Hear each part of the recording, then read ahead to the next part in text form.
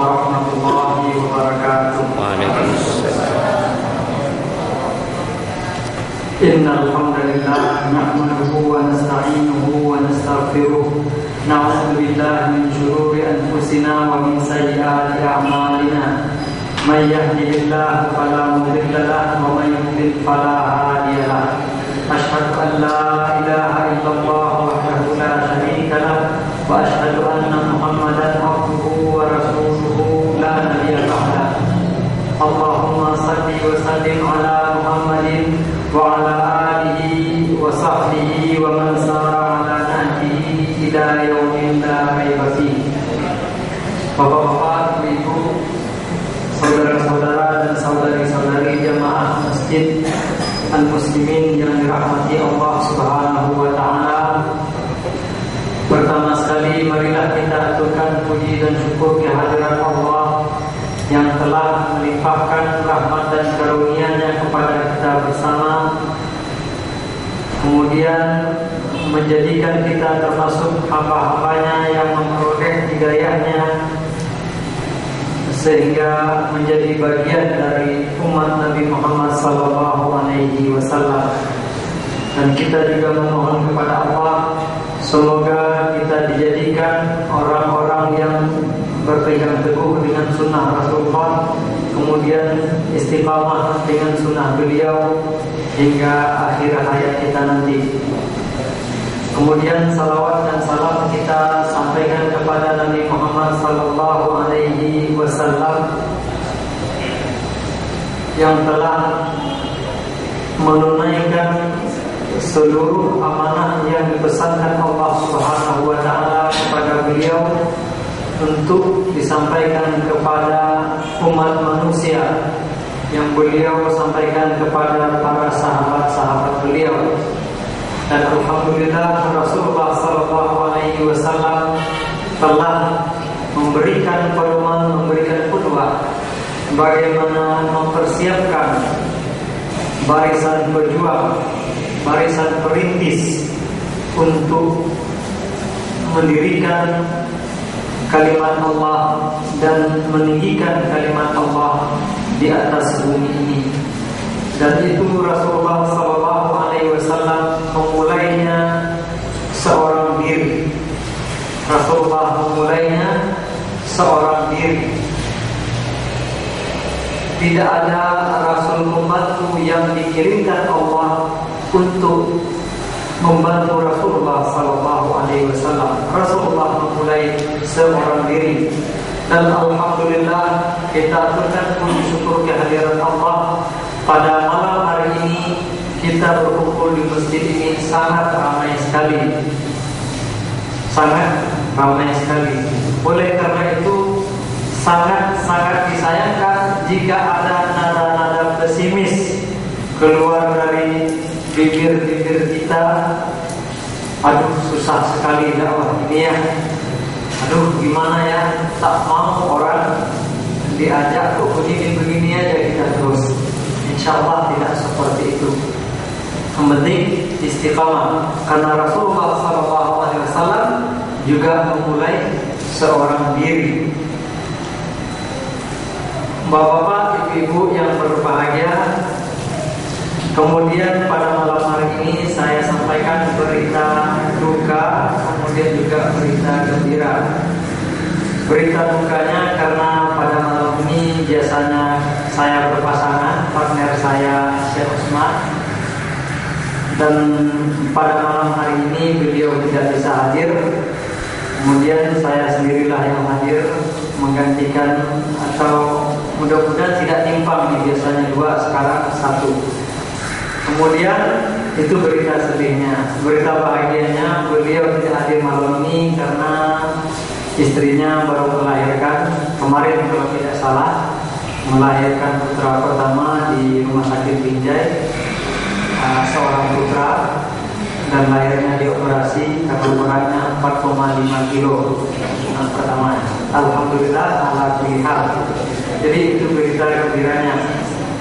Baiklah Bapak, Ibu-ibu jamaah yang dirahmati oleh Allah Subhanahu wa taala, saya tidak akan membahas apa yang biasanya dibahas oleh Syekh Utsman supaya tidak supaya sama nanti performanya ketika dilanjutkan kembali oleh beliau. Pada malam hari ini saya akan bersama-sama dari kitab tafsir. Insyaallah kita akan mengupas atau menyimak beberapa hikmah atau mutiara-mutiara yang dapat kita ambil dari firman-firman Allah Subhanahu wa taala. Kita mulai saja dari firman Allah yang pertama yang termuat di dalam Al-Qur'an, yaitu tepatnya dalam surat Al-Fatihah. Yaitu apa ayat pertamanya Bapak Ibu? Surat Al-Fatihah. Bismillahirrahmanirrahim. Bismillahirrahmanirrahim. Jadi bismillah berapa kali ditulis dalam Al-Quran? Pertanyaan, berapa kali? 100? 113 atau 114?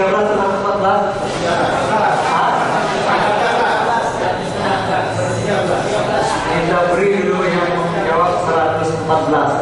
Dia bukan 114.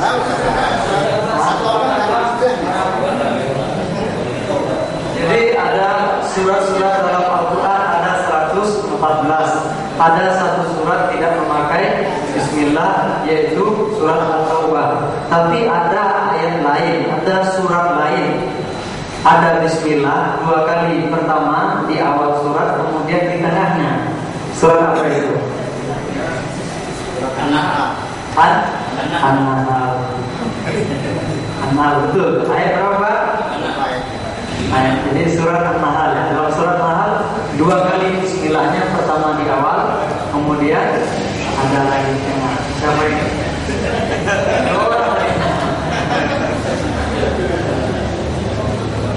Berdua sama Bapak.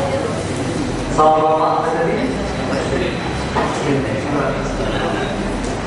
Jadi memang walaupun surat At-Taubah tidak memakai Bismillah, tetapi ada surat lain yang menyebut Bismillah itu 2 kali ketika Allah Subhanahu wa taala menceritakan kisah Nabi Sulaiman berkirim surat kepada Ratu Bilqis.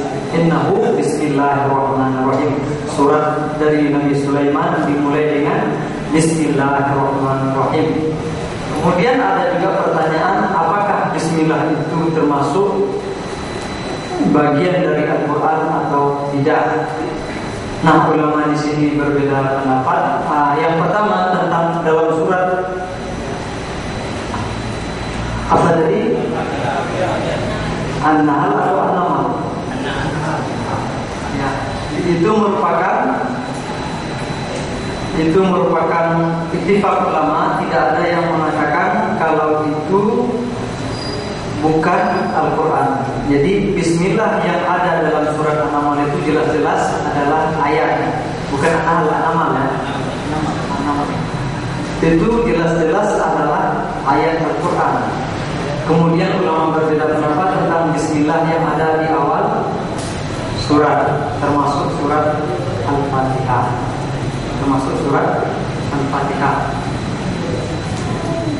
Ada mengatakan itu tidak merupakan ayat Al-Quran dan ditulis oleh para penulis Al-Quran, juga diperintahkan oleh Rasulullah untuk menulisnya. Mengapa? Karena untuk tabarruk, untuk meminta berkah kepada Allah Subhanahu wa taala. Sebab Rasulullah sallallahu alaihi wasallam mengatakan, kullu amrin bi badin la yubda'u fi bil basmah bi bismillahirrahmanirrahim fa huwa akhta. Ini hadisnya hasan li ghairihi.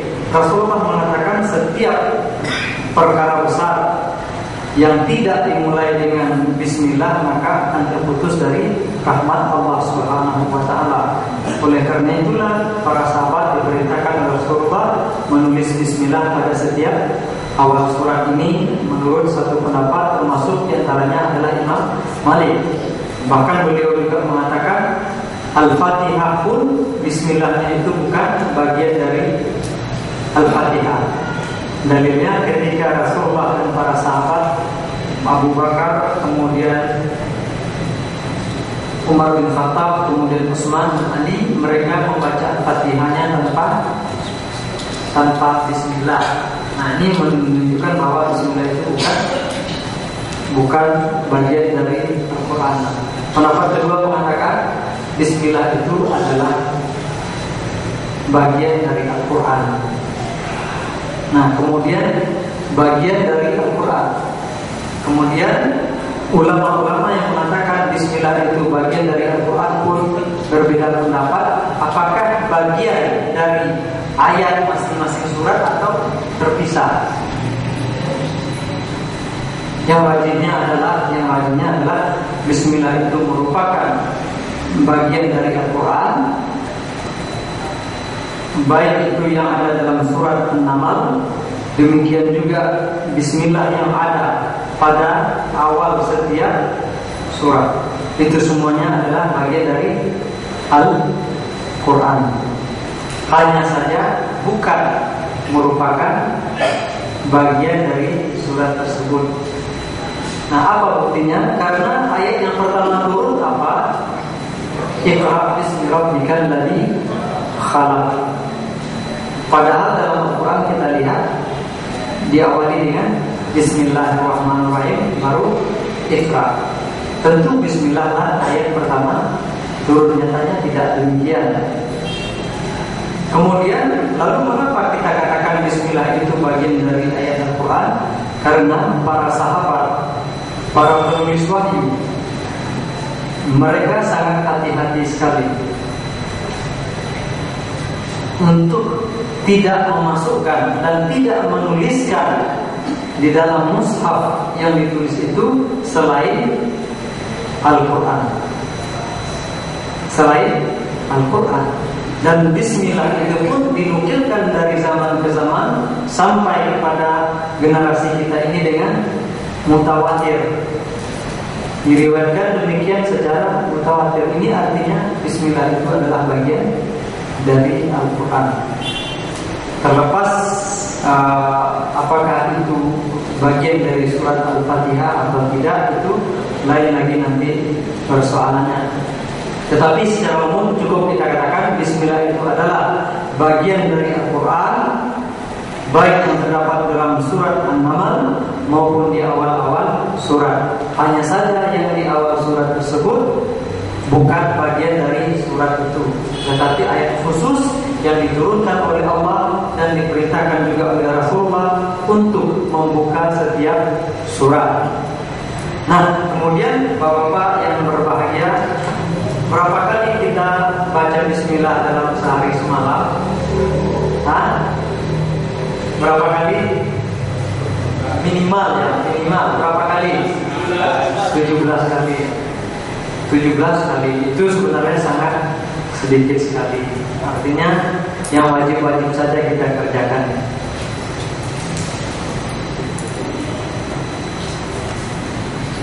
Bismillahirrahmanirrahim. Kemudian Allah Subhanahu wa ta'ala menurunkan ayat-ayatnya. Allah berkata-kata kepada kita.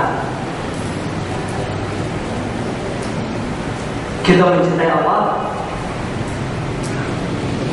Bapak Ibu mencintai Allah semua. Nah, ketika kita berbicara dengan Allah atau ketika Allah menyampaikan sesuatu kepada kita, ada min aqwali salaf, di antara perkataan salaf adalah Al-Quran itu merupakan surat cinta dari Allah kepada hamba-hambanya. Surat cinta dari Allah kepada hamba-hambanya.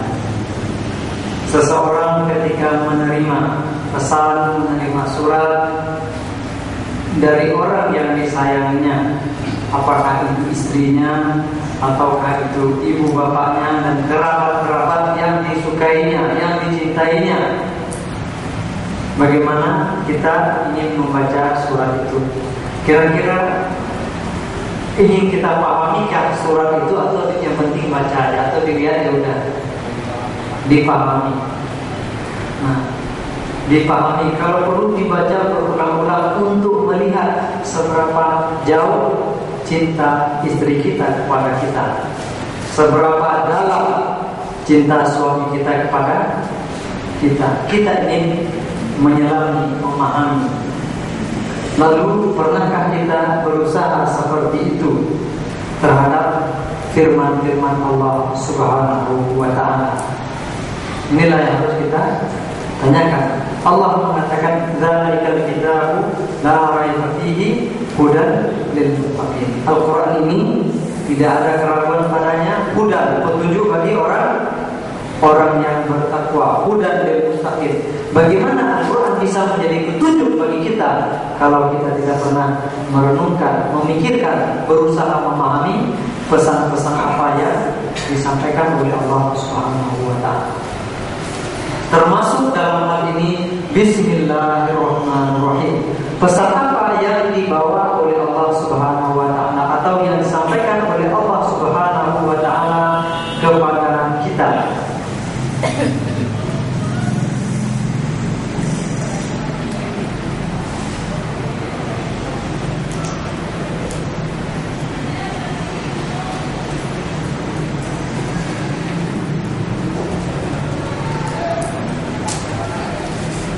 Mari kita perhatikan secara kata per kata firman Allah ini. Bismillahirrahmanirrahim.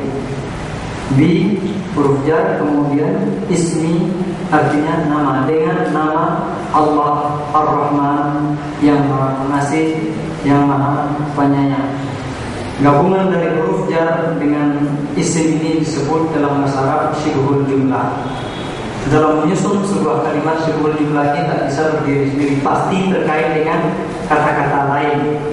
Oleh karena itu para mufassir mengatakan, diantaranya diriwayatkan juga oleh Syekh Sa'di dan tafsirnya, maksudnya di sini adalah abda atau ibda bismillah. Ibda, mulailah dengan bismillah. Apa yang kita mulai? Semua pekerjaan kita ibda bismillah.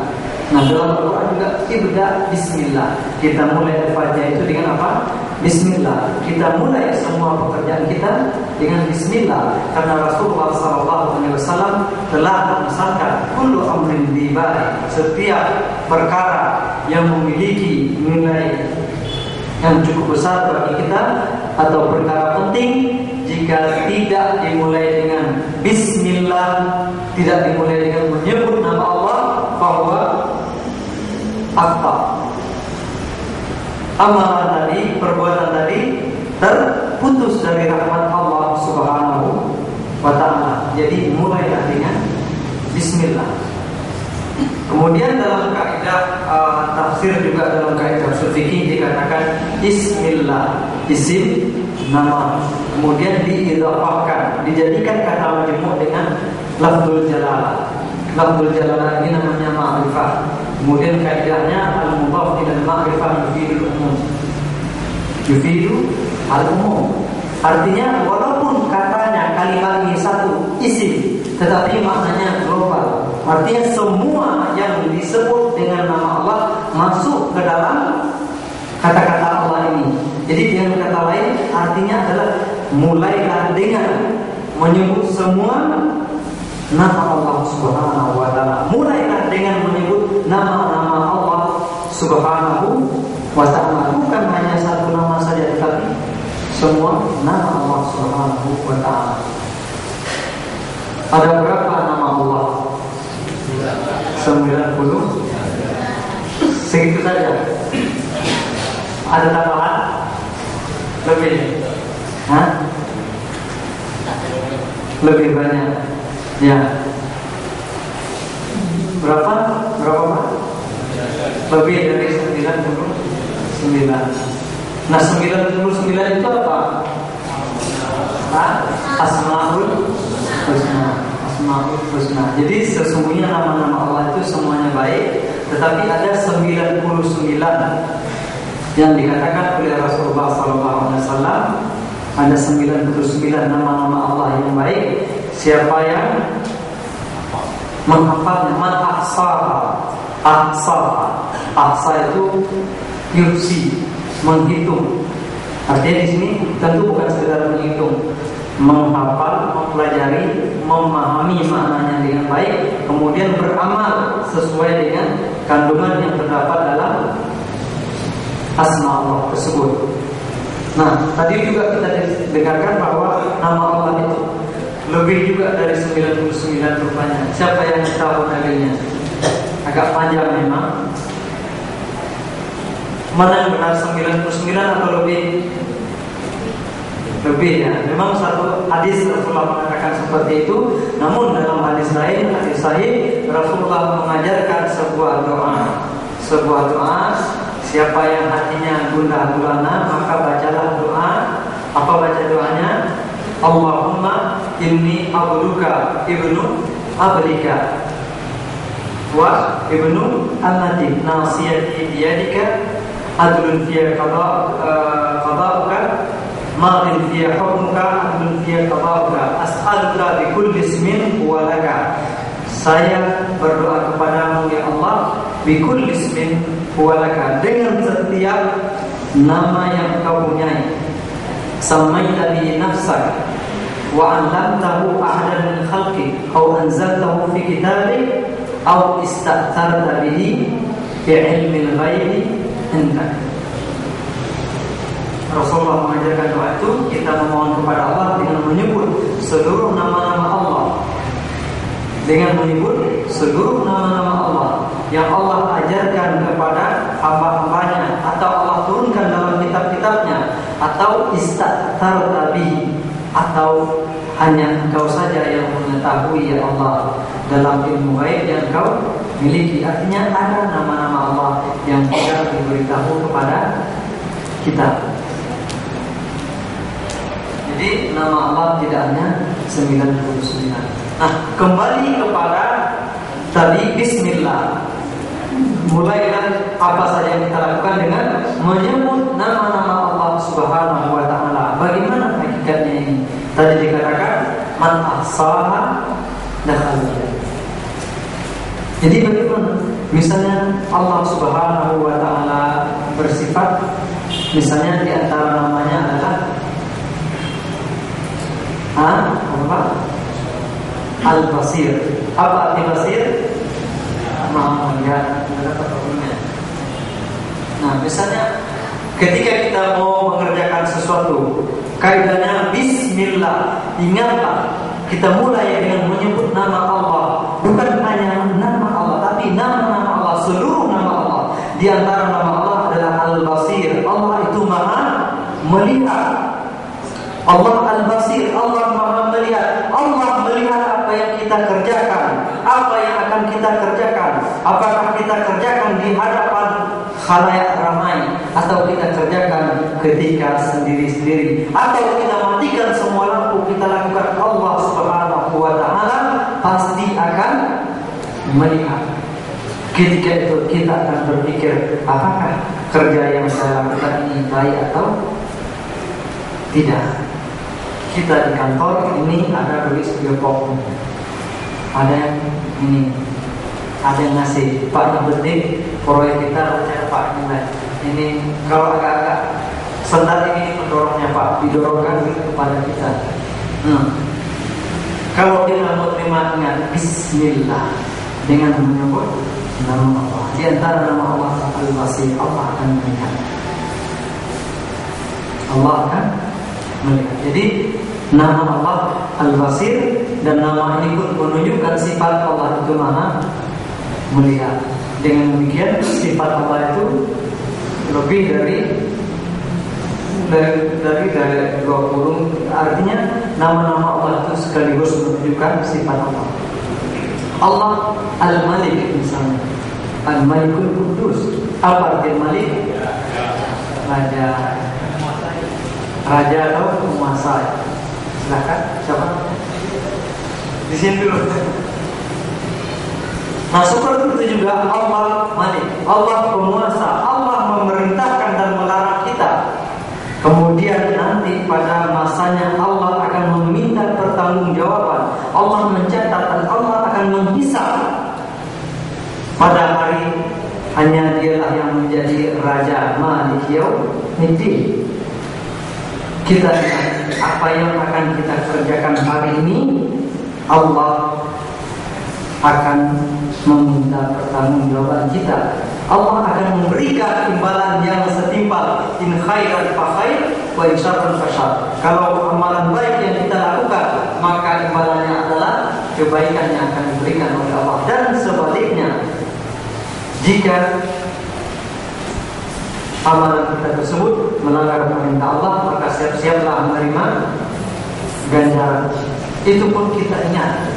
Jadi kalau dirunut bapak ibu-ibu yang berbahagia, ternyata seorang muslim itu, seorang mukmin, ketika hendak memutuskan sesuatu, artinya paling tidak ada 99 pertimbangan yang harus kita perhatikan. Lihat dari ke-99 tersebut, bagaimana, apakah sudah sesuai atau belum dengan sifat-sifat Allah tadi. Apakah Allah Maha melihat, sudah amankah kita ini, Allah Maha mendengar, apakah apa yang akan kita katakan ini sudah sesuai dengan perintah Allah atau tidak.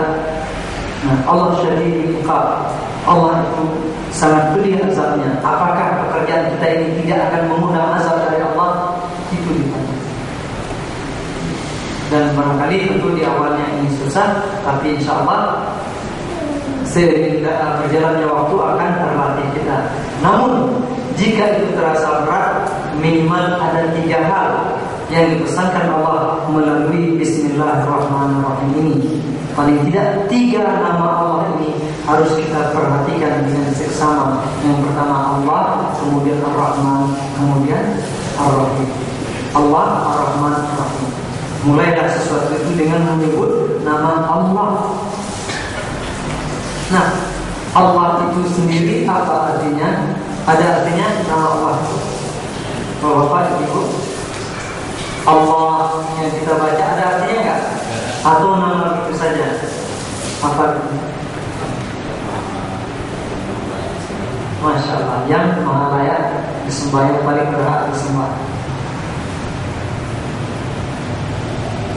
Para ulama di antaranya Ibnu Taimiyah mengatakan, memang ada ulama mengatakan itu nama saja, seperti ini si Buyung, ini si Bu, ini si Ujo, artinya apa? Nggak jelas, penting seperti itu, namanya alam murtajal. Tapi pendapat lain mengatakan, jumhur di antaranya Ibnu Taimiyah juga mengatakan lafzul jalalah ini mustaq, artinya ada akar katanya, yaitu al-ilah.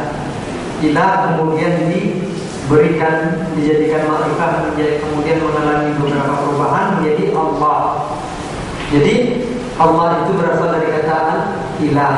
Al-ilah itu sendiri bermakna al-ma'luh, atau yang diibadahi, yang disembah, yang diibadahi. Itu lebih pas. Pertanyaannya kemudian, apa yang disebut dengan ibadah? Ibadah itu apa? Ibadah itu apa? Menyembah. Menyembah itu apa? Menyembah itu kalau dalam kamus Indonesia diantaranya menjura, seperti ini. Menyembah. Gini. Hah? Apa itu? Yang mana? Jadi ibadah itu apa? Ibadah merendahkan diri, al-khudu' wa tadallul, merendahkan diri, kemudian tunduk, kemudian mengharapkan, nah seperti itu. Jadi ibadah itu secara bahasanya itu artinya, secara bahasa ibadah itu al-khudu' wa tadallul, menundukkan diri dan menghinakan diri. Jadi inti ruh dari ibadah itu, kita beribadah dengan rasa penuh menghinakan diri di hadapan Allah, dengan penuh ketundukan kepada Allah Subhanahu wa ta'ala, bukan karena yang lain-lain. Dan ini hati-hati, karena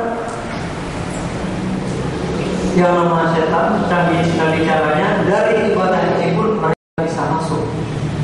Apalagi zaman sekarang, orang pun mulai mengatakan mereka tak mau beribadah kecuali kalau tahu alasannya mengapa. Nah, mengapa bersemangat puasa? Karena puasa itu sehat.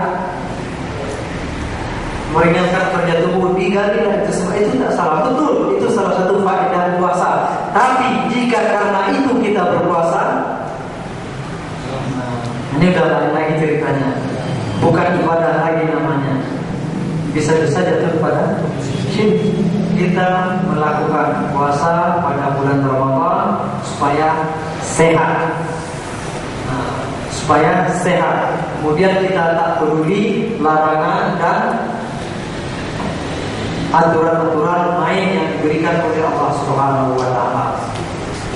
Tetap saja berkhalwat, tetap saja mengatakan hal-hal yang tidak baik, tetap saja korupsi, kemudian tetap saja pergi kemana-mana dengan wanita yang bukan mahram.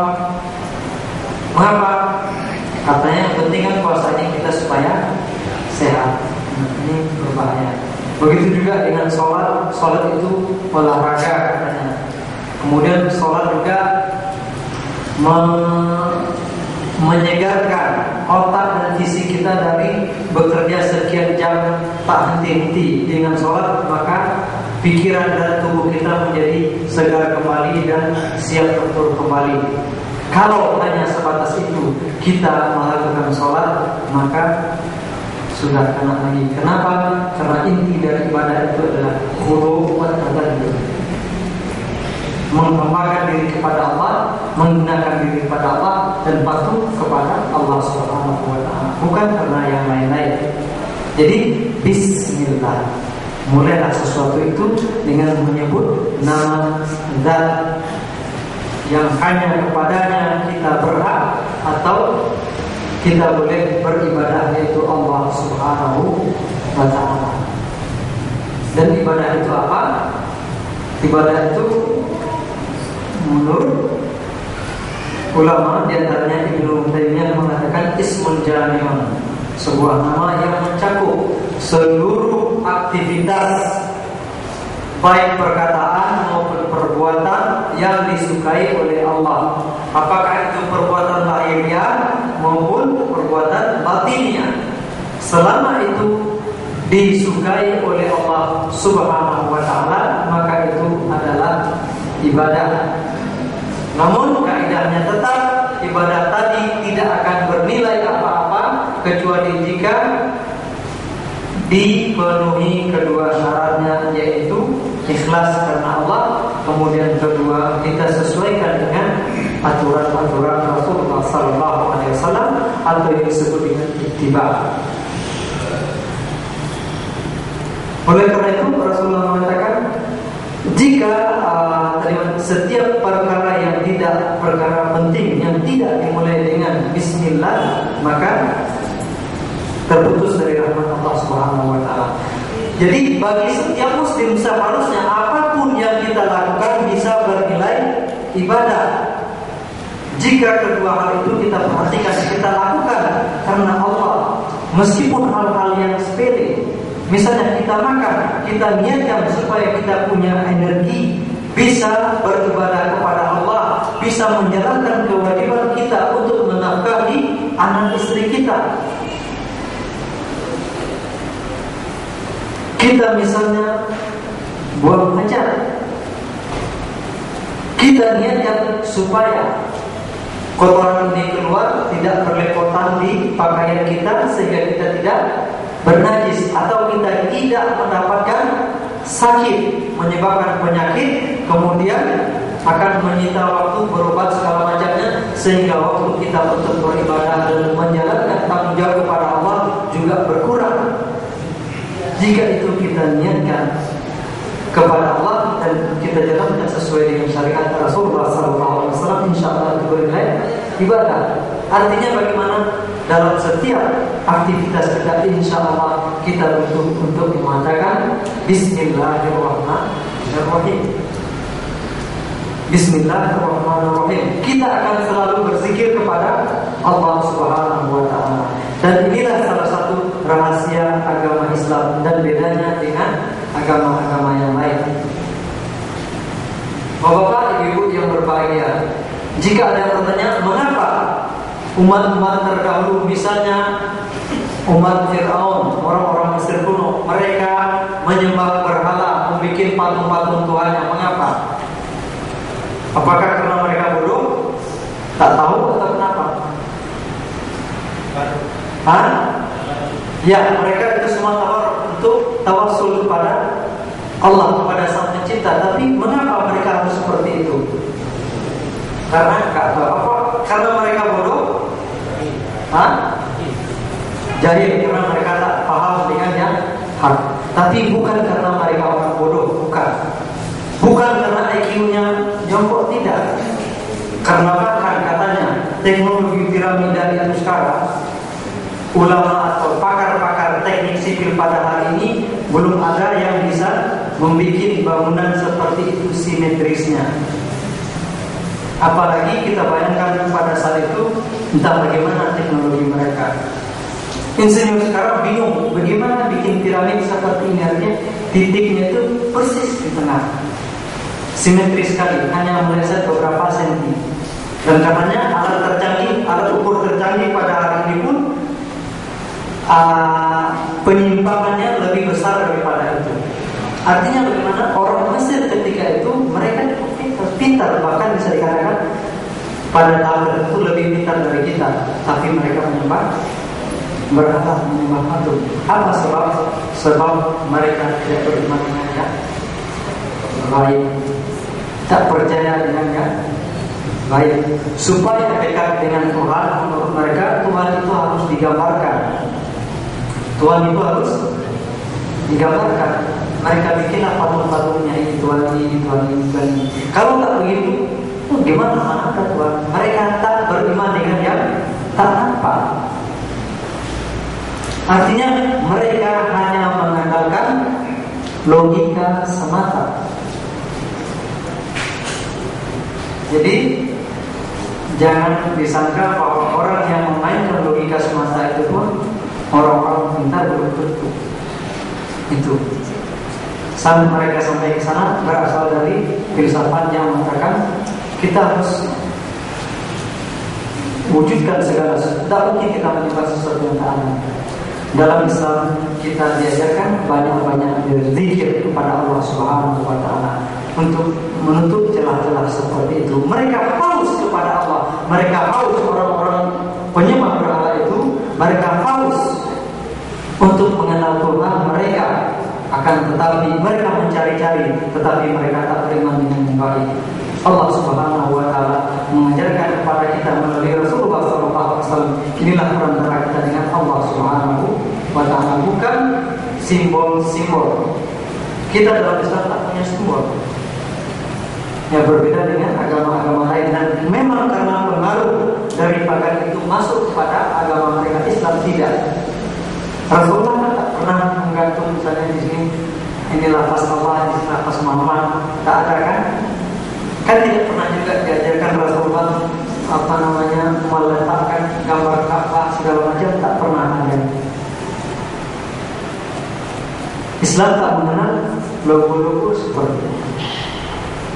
Biasanya rumus-rumus itu terkenal orang-orang Yahudi, dan dikatakan mereka pun terpengaruh oleh paganisme dari zaman Fir'aun.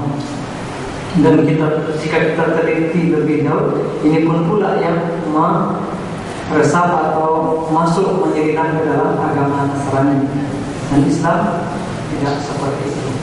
Jadi setiap amalan kita, apa yang kita perbuat, bangunlah selalu hubungan dengan Allah Subhanahu wa taala. Ternyata luar biasa sekali, hanya beberapa kata ternyata dalam pesan yang dibawa oleh Allah Subhanahu wa taala kepada kita.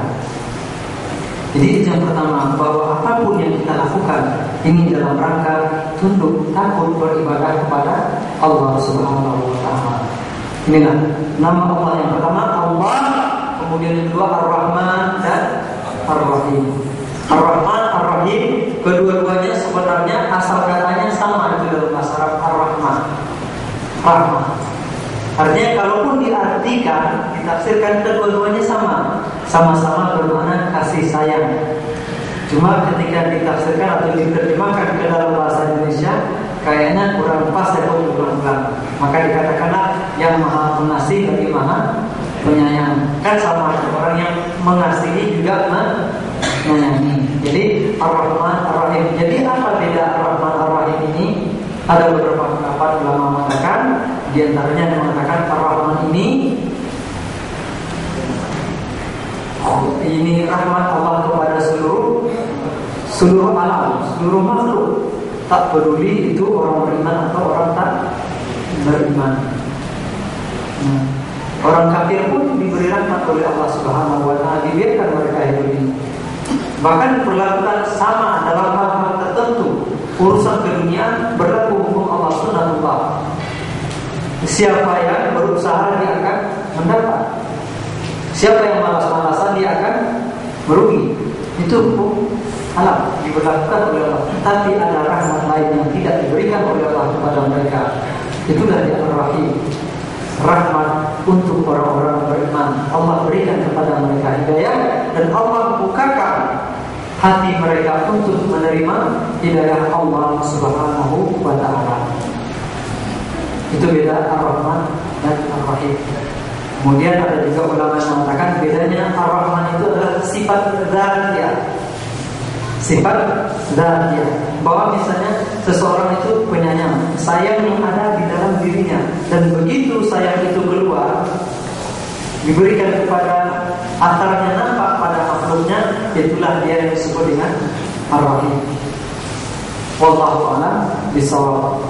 Intinya kedua-duanya bermakna rahmat.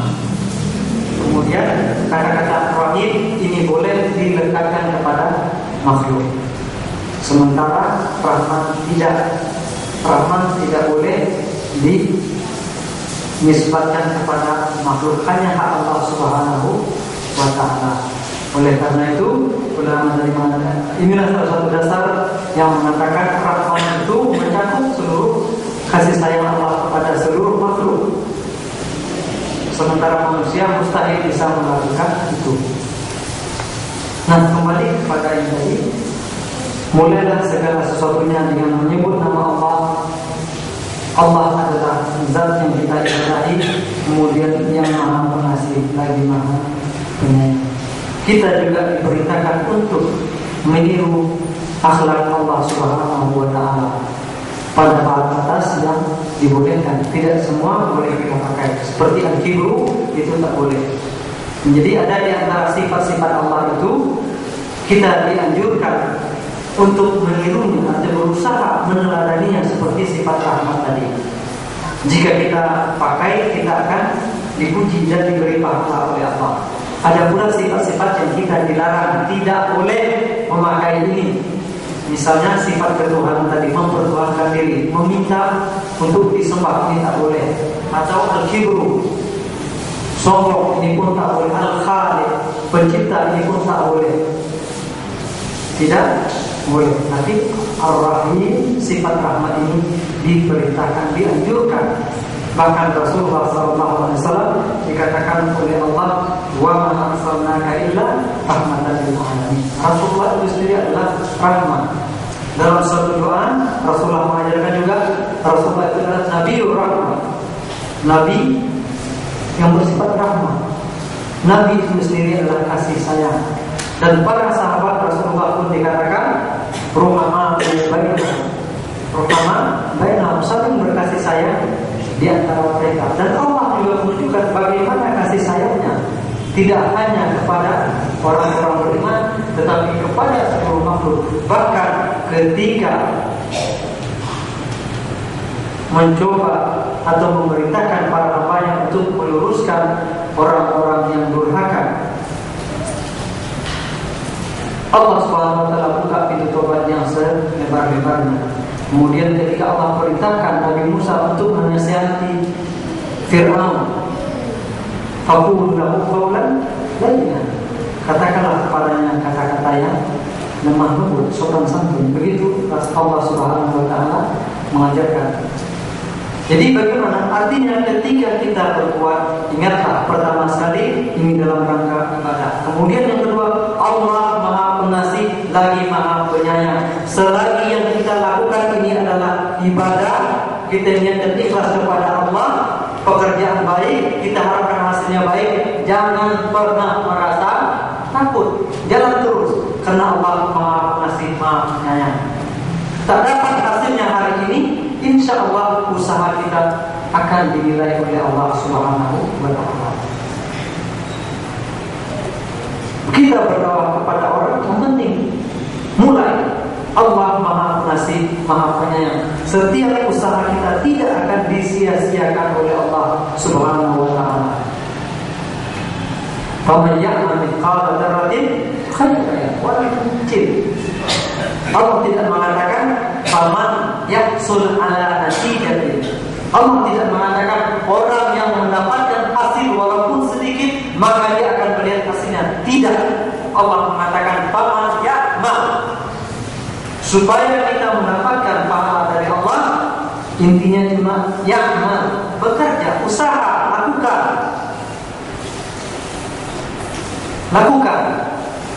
Perkara hari ini kita dapat hasilnya, itulah ketentuan jatah kita di dunia ini. Tak kita dapatkan hari ini, insya Allah pasti kita dapatkan. Allah Maha Pengasih, Allah Maha Penyayang, Allah Maha Mensyukuri. Allah pasti memberi imbalan setiap usaha kita. Hanya saja kita harus yakin Allah Maha Tahu, Allah Maha Tahu kapan waktunya bagi kita paling pas untuk memetik hasil yang telah kita tanam. Allah lebih tahu buah apa yang harus kita petik. Betul kita tanam padi, tetapi Allah barangkali lebih tahu bahwa bukan padi yang kita butuhkan. Walau itu yang kita harapkan. Kita berusaha untuk menjadi orang kaya, tetapi barangkali Allah lebih tahu bahwa kekayaan ini akan merusak kita. Allah tak berikan sabar.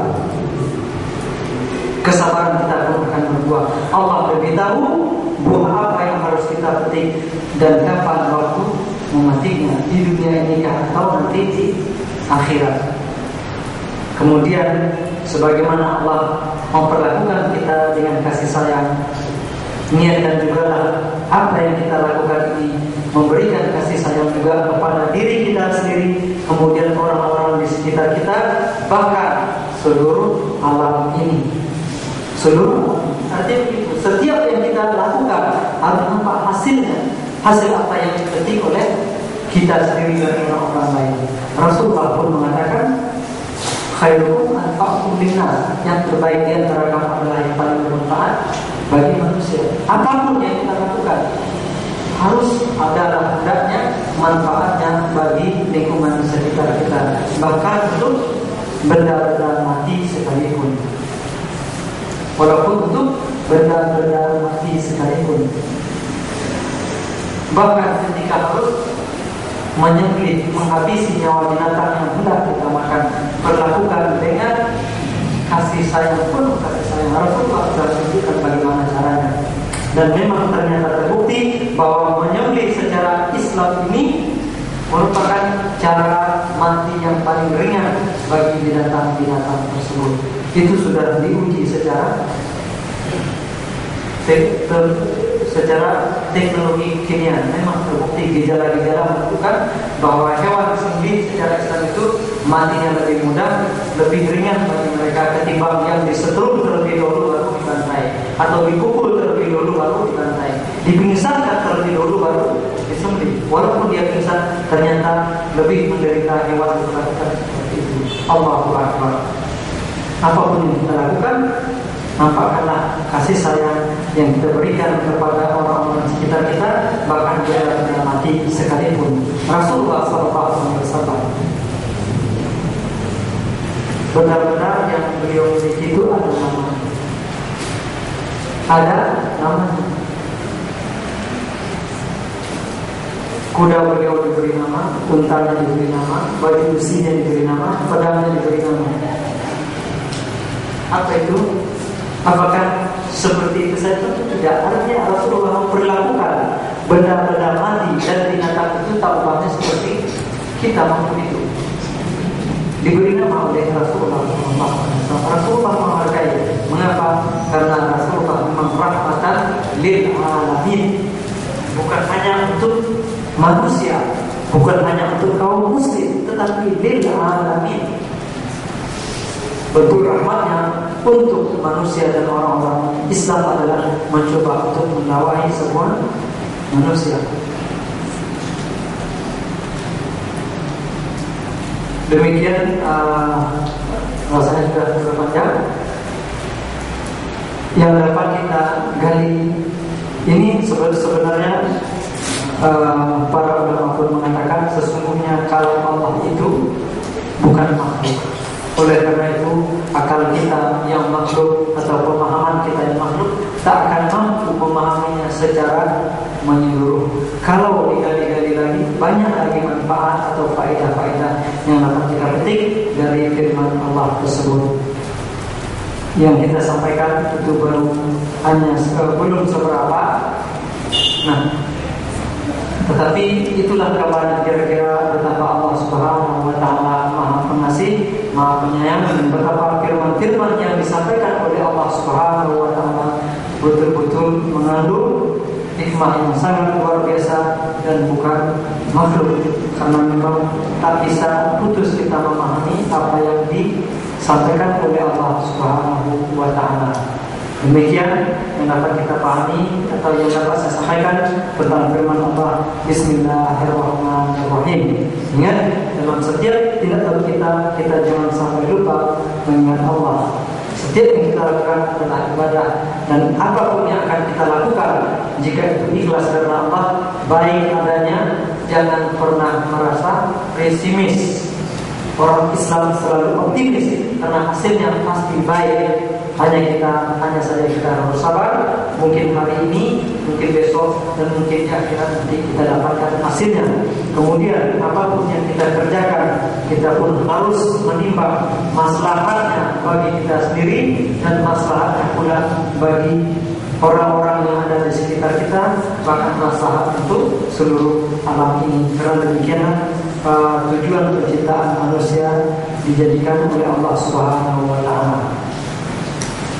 Demikian, barangkali ada pertanyaan bisa tulis.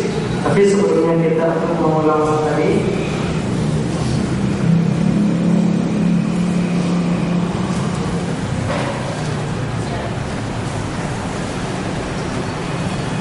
kita punya masih banyak tersedia belum berbagi. Ya, kita katakan tadi bapak ibu yang berbahagia.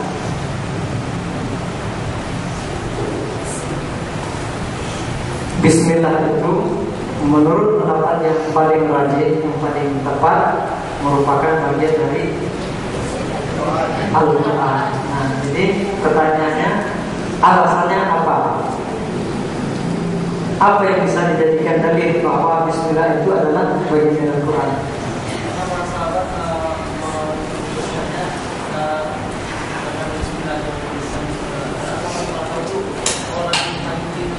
Ya, jadi itu salah satunya bahwa dari zaman Rasulullah sampai berikutnya seperti itu, setiap surat diawali dengan Bismillah, dan para sahabat mereka ketika diperintahkan untuk membukukan Al-Quran bertindak sangat hati-hati sekali.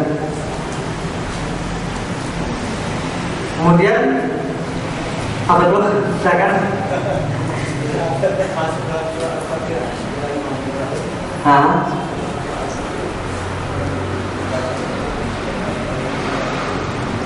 Gimana? Itu pun Bapak kasih ada istilah juga apakah Bismillah itu termasuk surat Al-Fatihah atau tidak. Tapi jumhur mengatakan itu bagian dari surat Al-Fatihah, dan seperti itu juga kita temukan dalam mushaf-mushaf yang ada sekarang. Bismillah itu merupakan ayat pertama dari surat Al-Fatihah. Jadi ada juga pendapat mengatakan bukan merupakan surat Al-Fatihah. Nanti ayat yang pertama adalah Alhamdulillah.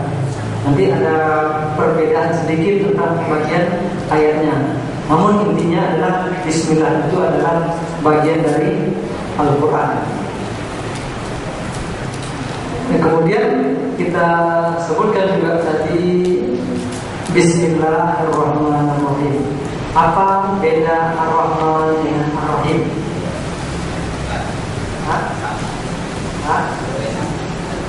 Enggak, betul sama, tapi ada bedanya sedikit tadi.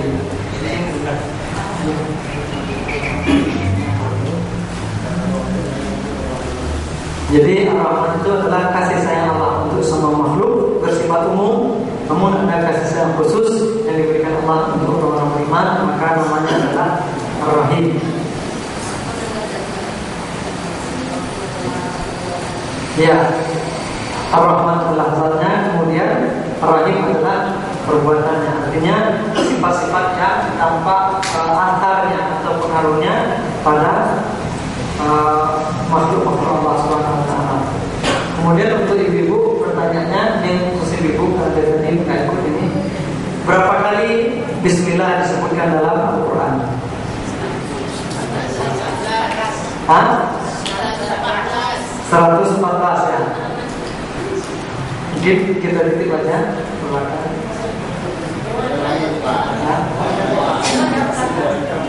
Itu taruh udah banyak nyumbul. Atau kita tinggalkan nanti 3 ini, nanti barangkali nanti bisa diambil ada mewakili 2 saja. Nah tadi semua Bismillah itu di awal surat, kecuali ada satu surat yang tidak pakai Bismillah. Kenapa? Surat At-Taubah. Surat At-Taubah.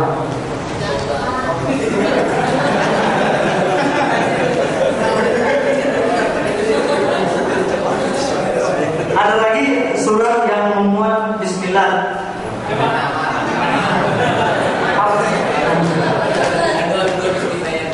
Bismillahnya barangkali ya.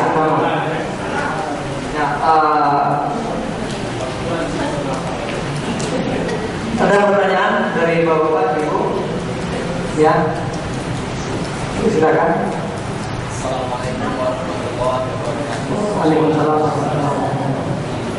Saya Ustaz mau menanyakan, di sini dijelaskan saya lihat bahwa kita setiap membaca Al-Quran itu untuk membaca ta'awudz atau a'udzubillahi minasyaitonir rajim seperti pada surat An-Nahl, a'udzubillahi minasyaitonir rajim, bismillahirrahmanirrahim, fa idza qara'tal Qur'an fasta'idz billahi minasyaitonir rajim.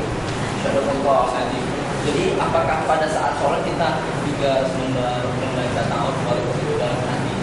Karena kan pada saat sholat kita kan juga membaca Al-Quran. Kemudian wajah namanya dalam sholat di awalnya kita sudah baca, setelah baca istiftah kita baca A'udzubillahi minasyaitonir rajim. Jadi itu sudah cukup insyaallah. Karena itulah disunahkan untuk baca A'udzubillah. Ya. Kemudian ini juga jadi penguat bahwa Bismillah itu merupakan bagian Al-Quran. Karena kita disuruh untuk ta'awudz. Nah, walaupun disuruh untuk berta'awudz, tetapi tidak ditulis di awal setiap surat, yang ditulis hanya Bismillah. Demikian. Ada satu lagi pertanyaan? Gimana? Begini, misalnya kita bisa mengatakan dalam bahasa Arab Al-Rajul Rahim. Artinya orang ini rahim sekali, artinya dia pemurah penyayang, penyantun, suka menyayangi anak-anak, suka memberi fakir miskin. Artinya penyayang kepada sesama, disebut orang ini rahim. Tapi tak boleh kita katakan orang ini Rahman. Kalau namanya Rahman? Tak boleh, harus Abdurrahman. Jadi kalau ada nama orang Abdurrahman, ya kita pun harus seharusnya bacanya Abdurrahman dengan Rahman aja. Nah, jadi pakai Rahman yang mana nanti bang Abdurrahman. Rahim boleh. Seperti itu. Jadi ada di antara nama-nama Allah boleh dipakaikan untuk nama makhluk, seperti misalnya Ali bin Abi Thalib.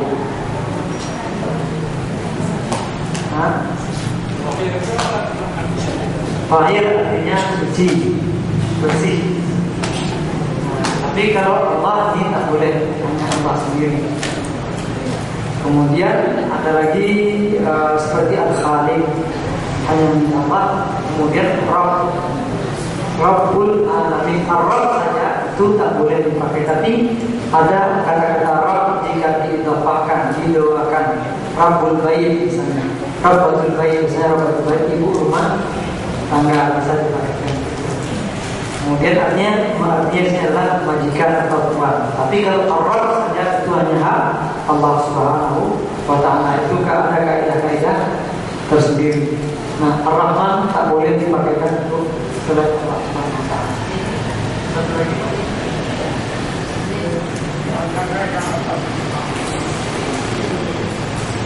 Sholat imam kami keras Gimana Pak?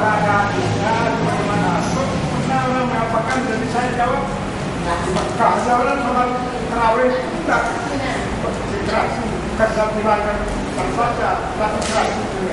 Oh iya, jadi itulah bisa juga sekiranya dalam. Jadi dalam hal ini ada istilahnya ta'arud al-adillah, ada dua dalil yang seolah sepertinya bertentang sepertinya, padahal tidak. Hadis pertama mengatakan la salata liman lam yaqra bi ummil kitab atau bi Fatihah, tidak sah salat orang yang tidak baca Fatihah. Artinya gimana? Salat kita baik sendiri ataupun berjamaah harus baca Fatihah. Sementara pada ini dalam ayat dikatakan wa idza quri'al Qur'an fastami'u lahu wa ansitu. Jika Al-Qur'an dibacakan maka dengarkanlah, baik-baik simak. Ketika sholat, ketika imam menjaharkan bacaan Al-Qur'an, berarti kok kita baca juga, berarti kita tidak menyimak, artinya membaca juga. Nah, mana yang didahulukan? Apakah kita istilahnya kita tarjih ini atau jadi dalam kondisi seperti ini, yang pertama yang harus ditempuh bukan mentarjih. Mentarjih itu artinya menggugurkan salah satu dalil. Ini yang itu artinya mentarjih. Ini lebih kuat daripada ini, karena ini lebih kuat, inilah yang lebih dipakai. Ini tarjih ini baru tingkat kalau tak salah ketiga. Yang pertama jangan mentarjih dulu. Tapi al-jam'u bainan dalilain harus dikumpulkan, dikomparasikan, dilihat. Salah satu cara pengumpulannya kata ulama, betul la salata liman lam yaqra bi Fatihati al-kitab.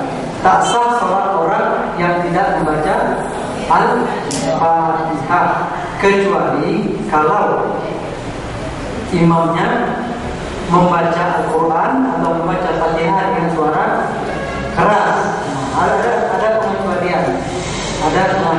Artinya dalil yang pertama itu umum, bersifat umum, kemudian ada pengecualian. Jadi boleh saja tidak baca Fatihah. Kapan itu? Waktu yang pertama ketika imam membaca Fatihah secara jahat. Kemudian ada kesempatan, adakah waktu lain bahwa tak baca Fatihah pun salat kita dianggap sah? Ada orang masbuk. Imam ruku, kita masuk, kita pun ikut ruku bersama imam. Kita belum sempat baca Fatihah, tapi itu sudah dinilai satu rakaat. Nah, artinya di sini bagaimana? Walaupun tidak membaca Fatihah, maka dianggap sah rakaat itu.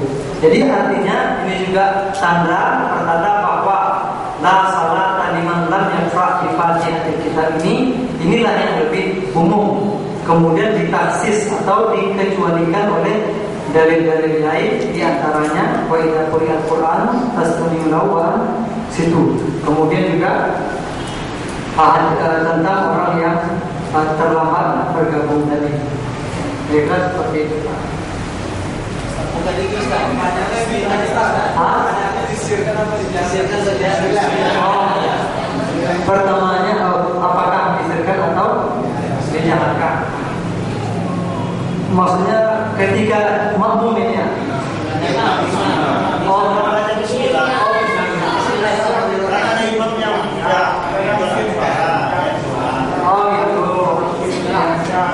Ya. Apakah Bismillah itu memang tidak dibaca atau dikeraskan? konsentrasi begitu. Ya. Nah ini pun kembali kepada ini tadi, kepada ada perbedaan ulama juga. Yang pertama, kalau pendapat Imam Malik itu jelas, Bismillah itu tidak dijaharkan dan tidak disirkan. Mengapa? Karena menurut beliau itu bukan Al-Quran. Itu bukan Al-Quran. Kemudian menurut pendapat lain, ini yang mengatakan itu adalah Al-Quran dan bagian dari surat Al-Fatihah. Tetapi dalil-dalil menunjukkan bahwa Rasulullah SAW kemudian para sahabat umumnya tidak menjaharkan Al-Fatihah. Artinya tidak menjaharkan Bismillah. Bismillah tidak dijaharkan tetapi disirkan dalam. Nanti dibaca tapi tidak jahar. Artinya membaca sir itu bukan dalam hati tapi tidak terdengar. Seperti itu.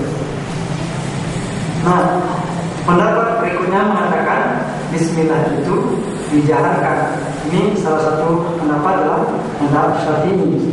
Karena ada juga hadis-hadis pegangan mereka dalam masalah ini. Intinya adalah al-mas'alatu fi artinya masalahnya khilafiyah. Masing-masing ada dalilnya. Artinya yang salah adalah orang yang memakai yang penting lebih ringkas, lebih cepat, yang seperti itu. Tapi harus ada dalilnya.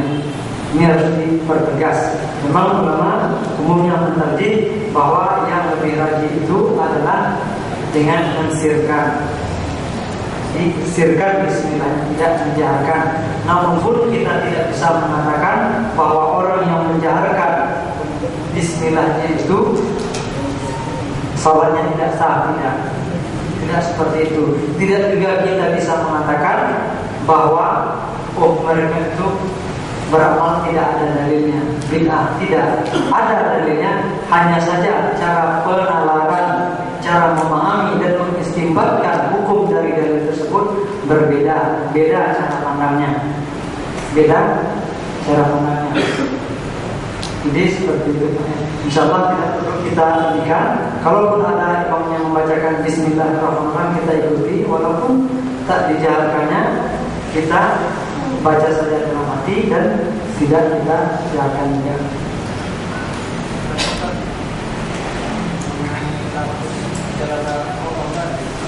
Bukan ada nama-nama lain.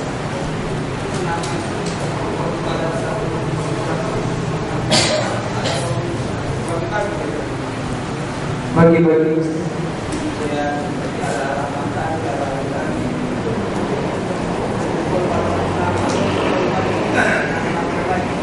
Jadi zatnya satu, Allah SWT.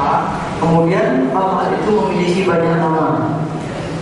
Yang diberitahu kepada kita ada 99. Masing-masing nama itu ada artinya, kemudian ada kandungannya dan ada pengaruhnya. Nah, seperti Ar-Rahman artinya adalah Maha Pengasih Maha Penyayang. Kita tahu Allah itu penyayang, dan di antara tanda-tanda pengasih penyayangnya Allah itu nampak. Inilah penyayangnya Allah begini-begini. Allah itu Al-Malik. Allah itu adalah Raja yang memerintah, memiliki. Karena dia Malik, karena Allah itu Raja, Allah memerintahkan kita untuk taat kepadanya dan melarang kita untuk berbuat maksiat. Nanti pada hari akhirat kita pun akan dihisabnya. Kita yakini juga semua yang ada ini adalah milik Allah Subhanahu wa taala, tak boleh kita berlakukan semena-mena. Jadi seperti itu. Gimana? Enggak, misalnya begini, nama saya Indra, kemudian karena anak saya Muhammad dikasih nama Habib Muhammad. Ya, kemudian karena saya orang Padang, beri lagi ini, beri gelar, kata istilahnya ketek mananu ganang bagala. Orang Padang kalau saya Datuk Muncul Sati. Nah, kalau saya pulang kampung begitu. Nah, jadi orangnya itu juga, ini juga orangnya Satu Indra, kemudian apalagi ada Abu Muhammad, ada Datuk Muncul Sati, nanti entah apa lagi. Ya kan, orang itu saja. Jadi mengapa diberi nama Indra? Karena seperti itu dari kecil. Mungkin ada maksud-maksud tertentu dari orang tua saya. Terus mengapa dikatakan Abu Muhammad? Karena saya punya anak namanya Muhammad. Mengapa diberi gelar ini? Karena begitu pula yang dikatakan oleh orang kampung. Nah mungkin karena nanti ada lagi sifat yang lain, misalnya karena misalnya baju saya putih terus si baju putih. Yang satu karena misalnya